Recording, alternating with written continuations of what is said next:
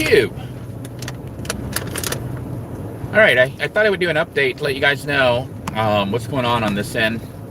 Some of you know I just recently bought some land that allowed camping on it. I bought like 1.25 acres of land in Florida. And, I couldn't access the land, not until I got the deed and all this other stuff. So I finally did all the paperwork, contacted all the people I needed to, paid all the taxes, did everything I needed to do. And the guy didn't scam me as far as selling the land. I legitimately own the land, 1.25 acres. And it's kind of in a swampy area, but it was accessible, at least according to satellite images. But you're going to find out right now. What you see on the satellite doesn't portray what it's like on the ground. I headed out there today, all excited because, I got access to the land and I went out to look at it and I couldn't even get to it. Because we're in Florida. It turns out that from the satellite images, this is what I saw on my land and what prompted me to buy it. Even though, the guy was honest about it. Florida has a bunch of land plots where, just like the compound, developers came in and they bought up all this swamp land and then they were selling it to tourists and stuff. Well, compound was different, but we'll talk about the differences between the two. But a lot of land in Florida, some developers in like the 50s, 60s, 70s, they bought up a bunch of swamp land and then they just started selling them to people. They just went ahead and plotted out the lands as if they were like housing developments and stuff like that. But they didn't look at the land. They didn't go check to see if it was swamp or if it was sugar sand. Which most of Florida is sugar sand. I think Florida was a reef that, sand dried. The water went away and we had Florida form. I think that's how Florida was formed. So most of Florida, anywhere if you dig, you'll hit sand. Okay, even in the housing areas, they raise the houses up off the for insurance purposes. I think they bring in piles of dirt and they pour it on the ground and raise the house up about 5 feet, 4, 5, 6 feet or more up above ground level, because at ground level it's actually sand, and I don't think you can build on sand. Because you can't drive on sand. I think you guys know what I'm getting at. So I went to the land and got in. You actually had to have access. The landowners have sort of a association or whatever, kind of, to get in, which would protect you, kind of. But the problem with it is, and I knew the land was like that. I just didn't know it was that bad, because when I looked at the satellite images for the plot that I bought, there were developments nearby where people had built elaborate camps. Like they had RVs parked out there, they had trailers out there, and some had buildings. The rule is you can't build a building with a foundation or anything, but you're allowed to put up even a tiny home as long as it's not permanent. If you don't have a foundation where you're pouring concrete and stuff, you could actually live out there. Well, yeah, they call it camping. You can't really say you're living, but you could camp out there probably permanently, and nobody will say anything because the neighbors live the same way. And some people don't camp out there permanently. They just set it out for camping for, recreational use, hunting, whatever. So it's kind of out in the boonies. But from the satellite images, there was roads. But, I knew that they would probably be dirt roads. And I was like, well, they recommend that you really need a 4-wheel drive, but I can't emphasize what they mean when they recommend that you have a 4-wheel drive. What it means is even with a 4-wheel drive, there's a high propensity, a high chance of you getting stuck. So, I have my little Pontiac Vibe, and I decided to go out there to check out the land today. And as I was heading towards it, I was like, okay, I can see the shrubbery and the trees and stuff, and I'm like, this is what I can expect will be on my land. It'll be interesting to go look at the actual land to see what I can do with it. And then the road became a dirt road. And I was like, okay, this is looking kind of bad. You know, it had bumps in it and potholes. I was like, and the vibe was like shaking like crazy. You know, this isn't a regular vibe. It's like it's got a TV and stuff in it. It's like a little tiny RV, and it was shaking everything apart. I was like, this is not good. This is a road I don't want to take the vibe back on. So we'll see what happens when we get into the actual area. So then I went in, and there's like a parking lot, you know, where people park they bring their ATVs and whatnot. Except the parking lot itself, as soon as you leave the dirt road, it's like sugar sand. The whole freaking parking lot is sugar sand. And for those of you who don't know what sugar sand is, if you look at sugar, you know, like sugar granules, how small they are, like cane sugar, the white sugar, well, make it like 1/4 the size of those grains. So sugar sand is smaller than sugar. They call it sugar sand because I guess it's like sugar, but it's actually almost like powdered sugar. It's so fine that sugar, the grain of sugar, is bigger than sugar sand. It's like about, I would say, between 8 to 10 times smaller than sugar. And I know it doesn't sound like anything until you try to walk on that or drive on that. It sinks like quicksand. Remember my RV, you know, where I have it parked right now? It's sugar sand, and it got stuck, you know, and they had to use the bulldozer or whatever to move it into place. Well, the land that I'm trying to get to, I couldn't even get into it because the parking lot where people were bringing their ATVs and stuff was all sugar sand. And I was like, okay, this was a bad idea to try to drive this little car in there, because now I'm going to be stuck and I'm going to piss off all these people with ATVs and other crafts, you know, think that they're going out there because it's swamp buggies and things like that. But every other person there, other than 1 or 2 other cars, we saw like 1 or 2 cars out there, but they all had like 4-wheel drive trucks with the, you know, like the monster trucks. That's what they were all driving. If you know, you hear like rednecks and stuff. That's what, if you picture a redneck with a lifted monster truck, you know, that's lifted like 6 feet in the air, driving out there. And I'm in this little tiny Pontiac Vibe. I think I made a mistake.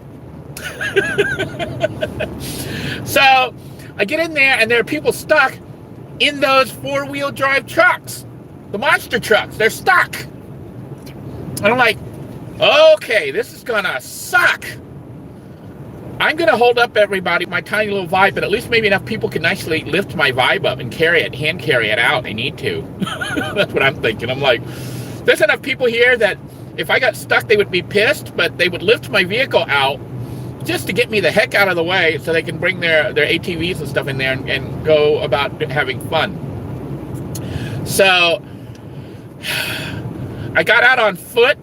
I opened the car, you know, I parked it to the side before it sunk in. See, sugar sand, you have to drive fast, like, to get through it, you know? And it's not like solid sugar sand, it's like spots of it. But that parking lot was pretty much solid sugar sand.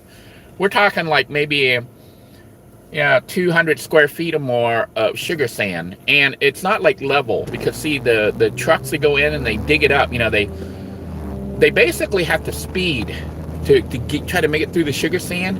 And their tires aren't like regular tires. They actually have almost like tractor tires. They have those raised ridges on them to try to catch the sand.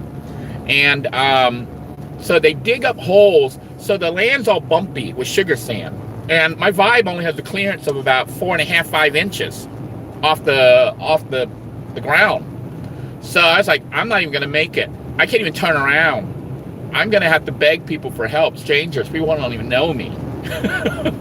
But at least I was at the gate where there was a lot of people who would help me just to get me the heck out of the, blocking the road. So I walked out there to see if I could go out and if the sugar sand would go away. And I walked, towards one of the roads that led towards my land. And it looked like it was all sugar sand. I was like, oh my God, I can't even access the land unless I decide to get a 4-wheel drive truck, one of those redneck trucks. And I'm like, that's going to be more money. The whole idea of this was getting land that I could, get to and live in if I had to, if I had lost my job or whatever, or decided to retire and just live out in the woods. But if you can't get to it, it's going to be a problem. Now, if you get a redneck truck, you know, 4-wheel, it has to be 4-wheel drive. 2-wheel ain't going to make it out there. And it has to probably be lifted, and with really expensive tires, the kinds with the tank treads on them, you know, really thick 2-inch treads or whatever, you know, raised up. But I was like, my wife could not drive this. My wife would beat me up. So I don't know what's going to happen now. But while we were there, the trucks were getting stuck, and they had to get pulled out by they brought the ATVs, the 4-wheel ATV buggies and stuff, the swamp buggies and other stuff. They were using those to pull their trucks out of the spots. So you had to accelerate. So it's kind of dangerous at that parking lot. You can't drive slow, because if you go slow, the vehicle literally sinks like in quicksand. And then once it sinks, the tires just spin, even with their mega tires on it, you know, their tractor treads on there, they still spin and just kick sand up. And I was like, okay, the 4-wheel trucks are getting stuck. My Vibe will never make it. I had contemplated buying a cheap truck. I was like, maybe I'll buy a cheap truck, then I can use it to haul supplies out there, and then afterwards I could make the truck into a camper and travel the United States in that truck, living in a truck, you know, with a home-built camper. But after watching what it was like out there, 2-wheel truck will not do it. And I'm like, okay, going 4-wheel would be more expensive, and I don't even know how to drive a 4-wheel. I guess you just hit 4 wheels or whatever, I don't know. But it wasn't just driving a 4-wheel. You have to know what the heck you're doing out there, because it's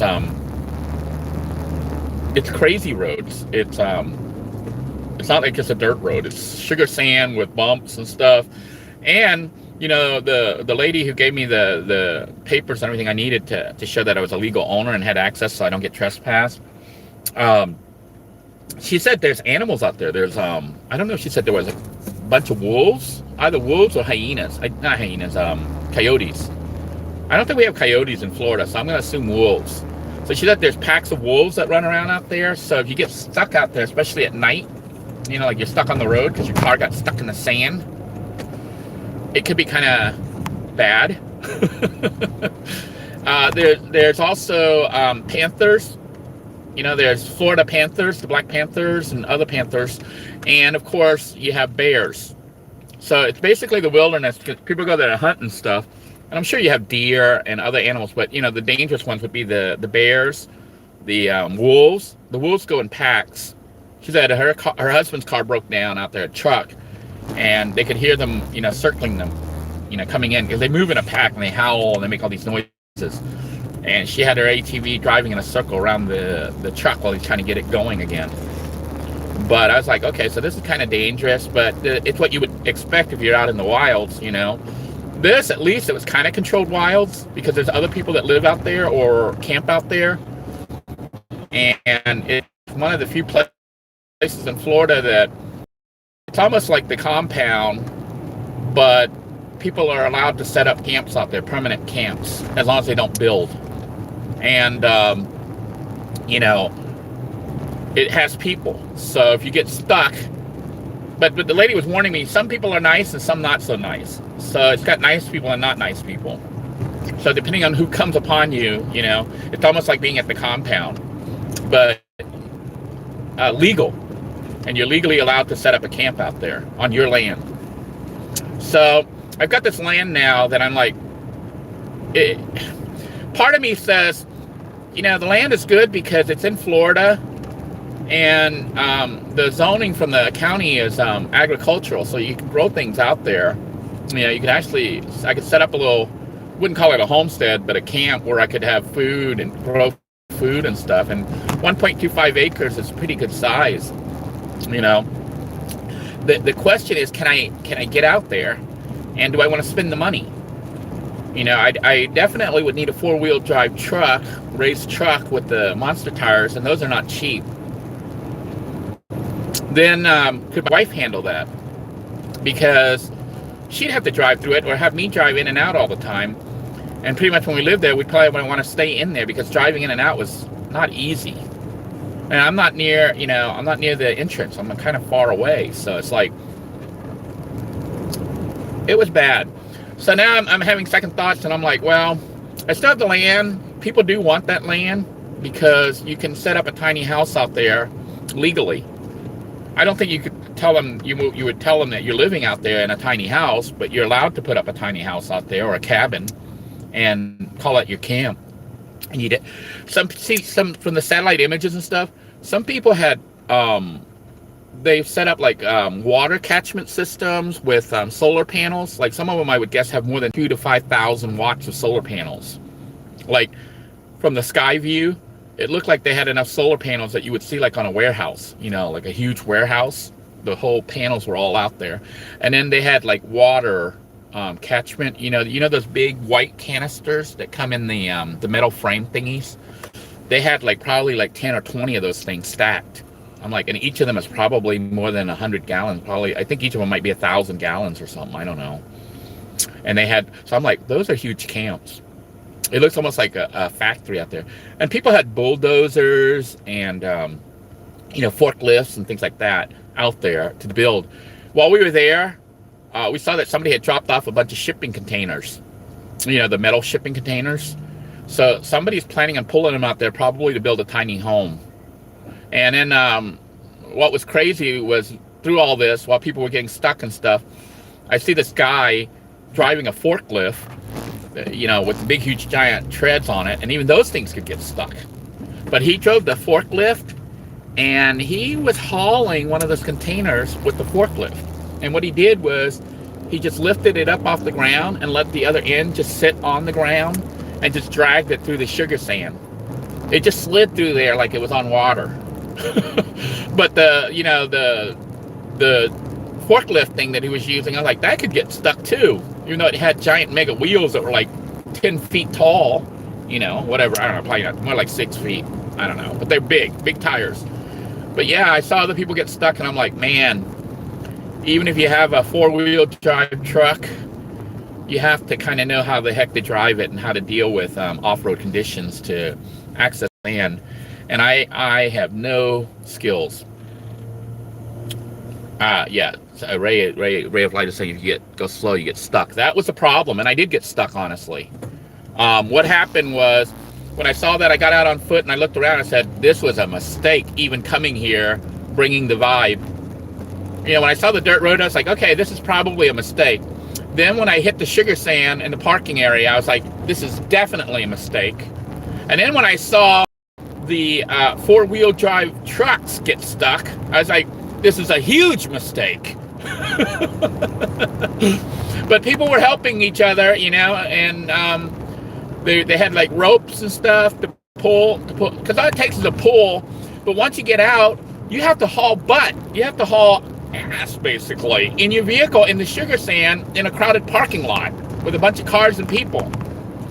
So I was like, this is dangerous. But, these people were experienced. They had their little toys, So they brought their big trucks, monster trucks. And on the back, you've seen them if you're in Florida or down south.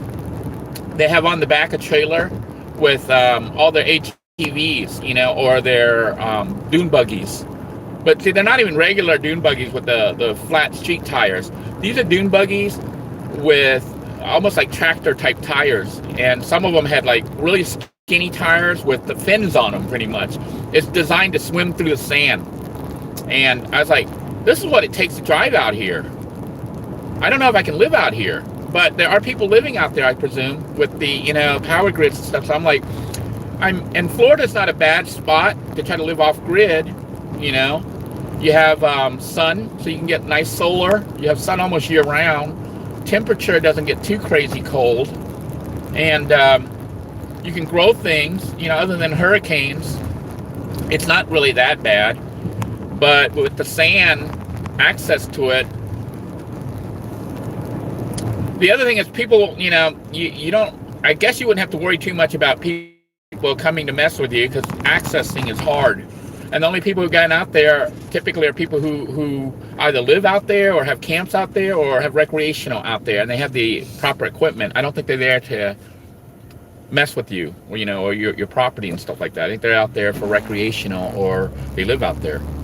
But yeah, I'm still debating what to do. I got to discuss this situation with my wife and figure out what we're gonna do. If we're gonna end up keeping it. But see, my plan was not to do that. My plan was to get that and use it as a camp, you know, and then save up money and potentially, you know, travel the world and Thailand and stuff like that. So that's still in the works. But now I just sunk money into land I can't even access, unless I decide to get a truck or work out a deal with somebody to drop me off there. But you know, that I don't think that's realistic. So tell me what you think. Make your comments, and if you're watching this video later, put it in the comments. I'll try to upload the actual video of me out there, and then I'll go ahead and edit the 2 videos. There's one video with me going out there, realizing as I step out and my feet sunk into the sand that I made a mistake. And then another one where I show you trucks getting stuck out there with, you know, 4-wheel drive trucks getting stuck out there. So you can see how bad it really is. It's not bad for those people because they're there for recreation, you know, and they have the equipment and the tools. But for me, wanting to try to set that place as a camp where I could live out of, potentially, it's bad. But maybe not if I get a 4-wheel drive monster truck and learn how to be a redneck. So, yeah, you know, I have to learn how to do it. A 2-wheel drive truck won't even make it. I can tell you a 2-wheel drive truck would have serious trouble out there. And I don't think the sugar sand is just going to be in the parking lot. I think the sugar sand is indicative of what the rest of the road looks like out there, you know, the pass. And everywhere in Florida, there's sugar sand everywhere, including my, you know, where I have my RV parked right now. The RV was stuck, and they had to move it and stuff, and tow it, and do weird stuff.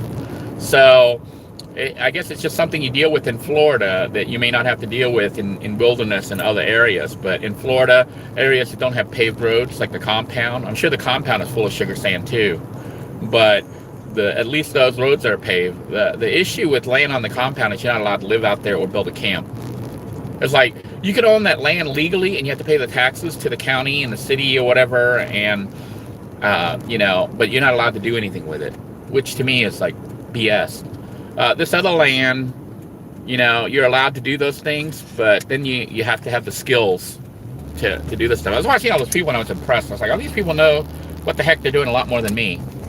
Anyhow, let me know your thoughts, what you think I should do, because I do have the land. I invested a lot of my money in it, all my savings.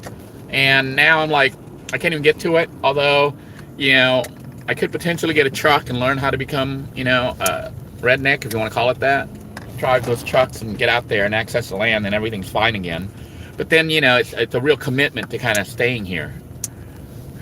Or I hang on to the land and trade with somebody, maybe trade for land elsewhere or something, you know, money. But at this point right now, I'm like, wow.